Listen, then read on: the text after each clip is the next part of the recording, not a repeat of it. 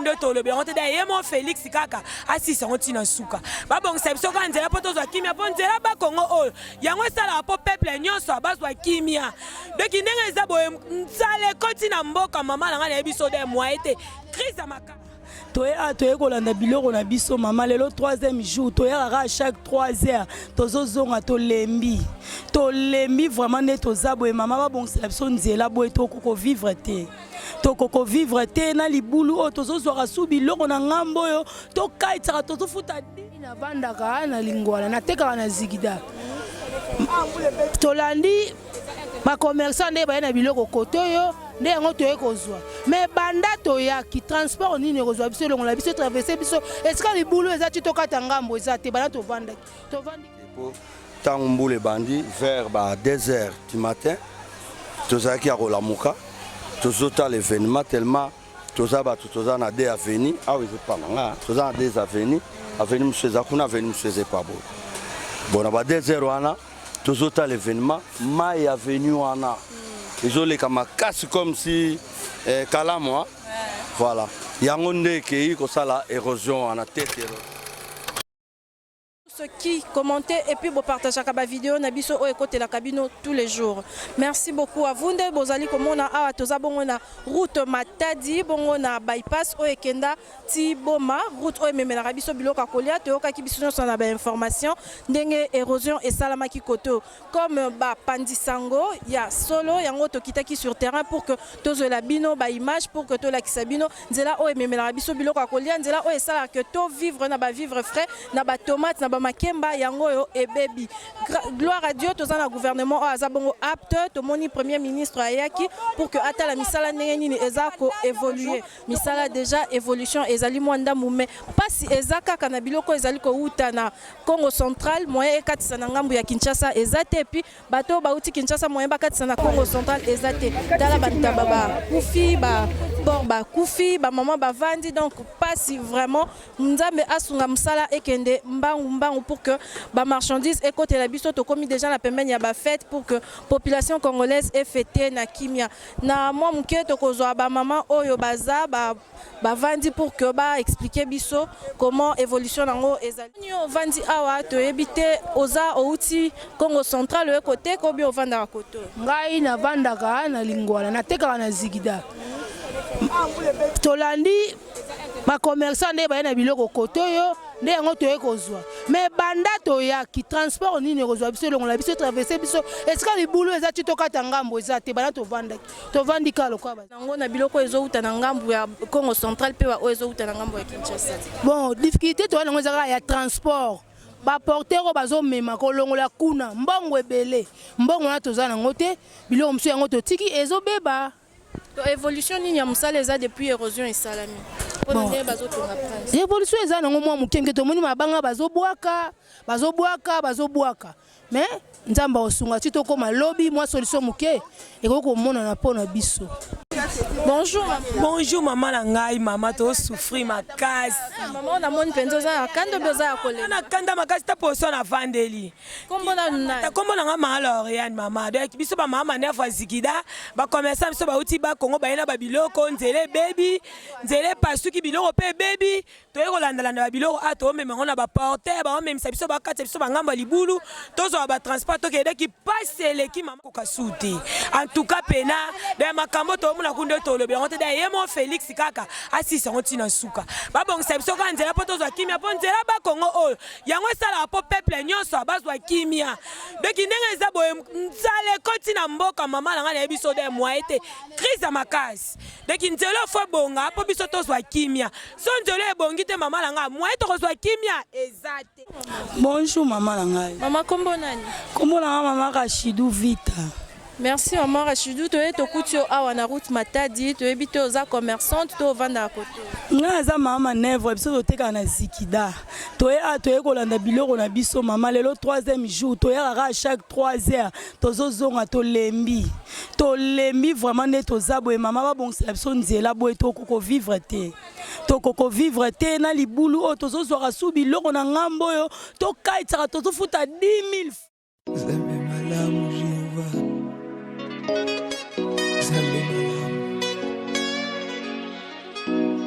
Moi kaka moto te atikaka moto te na mai na miso atikaka moto te na pota na ye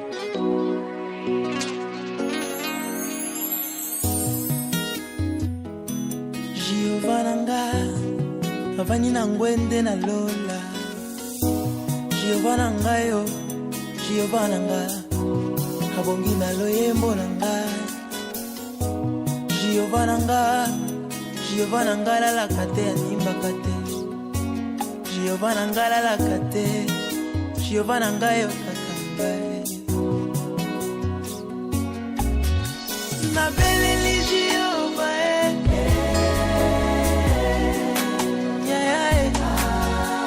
nabeleli Jehova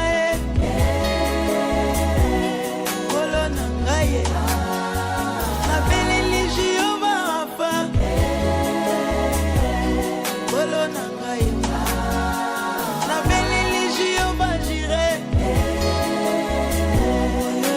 nanga nabeleli Jehova Shalom kimia libota na ngai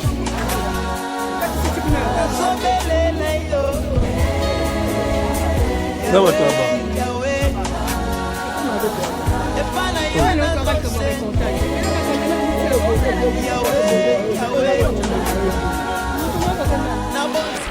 Depuis mardi, on fait des descentes ici, toujours égal après le week-end d'appui.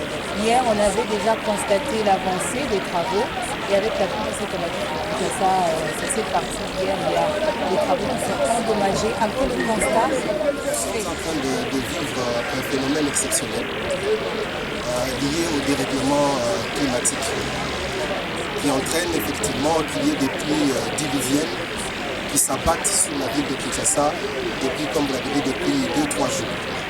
Et ce sont des pluies successives qui ont effectivement un impact, comme on peut le voir, sur l'évolution des travaux. Hier, tout le monde a pu le constater, les travaux qui avaient été effectués ici, les remblais par arrangement qui avaient été effectués, avaient permis que nous puissions rétablir déjà deux bandes de circulation.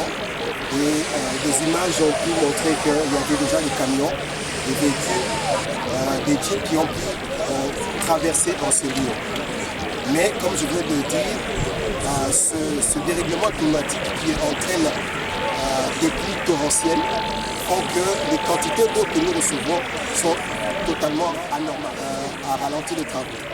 Nous avons perdu une partie des arrangements qui avaient été effectués.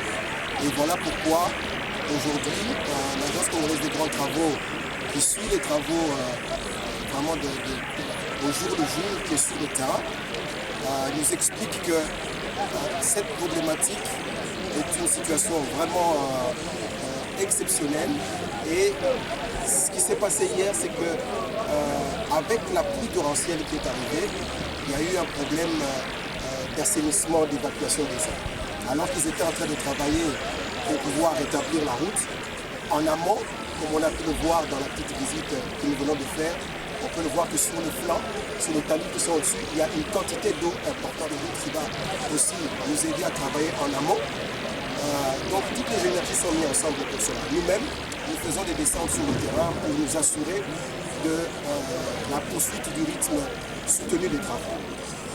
Donc dès aujourd'hui, avec les solutions qui nous sont proposées, nous pensons que dès ce soir, aux alentours en début de soirée, nous pourrons déjà rétablir une première bande de circulation ici pour permettre déjà qu'on commence à évacuer petit à petit les véhicules. Nous avons donné des instructions très claires à l'Agence congolaise des travaux d'éviter que les pluies qui sont programmées, parce que la météo nous indique qu'il y aura effectivement d'autres pluies qui vont s'annoncer. Nous avons donné des instructions pour qu'on puisse trouver comment canaliser ces eaux. Ces pluies diluviennes, ces quantités d'eau exceptionnelles, il faut qu'on puisse en amont pouvoir les canaliser, les contenir. Il y aura des travaux qui seront faits, des bassins qui seront créés pour que effectivement la vitesse des eaux, quand elles vont descendre, soit ralentie par ces différentes dispositions qui vont être prises. Donc, dimanche, rétablir complètement la route, tout en espérant que ce phénomène dont je parlais, du dérèglement et des pluies torrentielles, va nous épargner pendant les jours qui viennent. Dans le côté il faut lancer des règlements climatiques. Il y a la mokili mobimba. Nous avons assisté à un phénomène où les gens combattent partout. Niveau ya océan, niveau ya fleuve, les gens combattent. Et nous avons que bambula pe ezo comme makasi. Alors problème que tu peux vivre awa ezali comme bambula. Bambula tu peux vivre awa depuis 2-3 jours de bambula moko balobi exceptionnel. C'est-à-dire que les bambula moko ezala raté. Ezala raté et comme peut-être une fois tous les 10 ans, tous les 20 ans. Il y a un est-il que tu vivre phénomène tout ça pour vivre. Et ça phénomène où tu as pour Canada pour planifier côté quantité en maille, quantité en moula, où tu suis en 2-3 jours, ils ont ma quantité de Zouaka, peut-être dans mois moko, dans mois mi. Arrivé à l'autorité, bango baye. Donc l'autorité bango baye misala PDG bandi. Et place à faire ma belle zana au pété. Un risque, avant bah comme il est belle sale poids.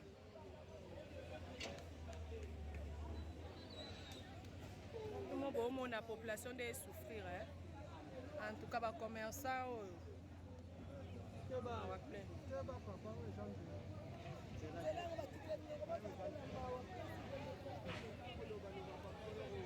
tala kune komi abitumba. Oh mira la pesa de apete.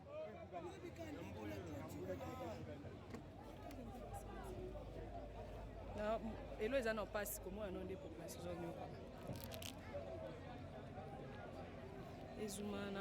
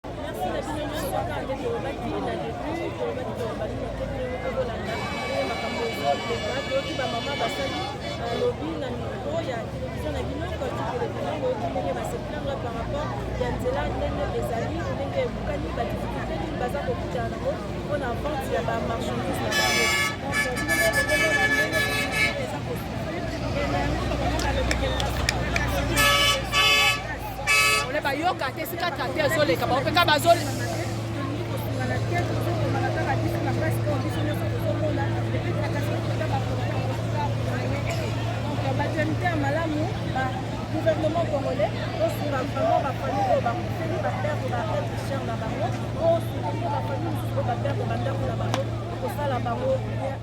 Zambe malamu Jehova, Zambe malamu. Bwaka ka moto te, atika ka moto te na maliso. Atika ka moto te na pota na ye.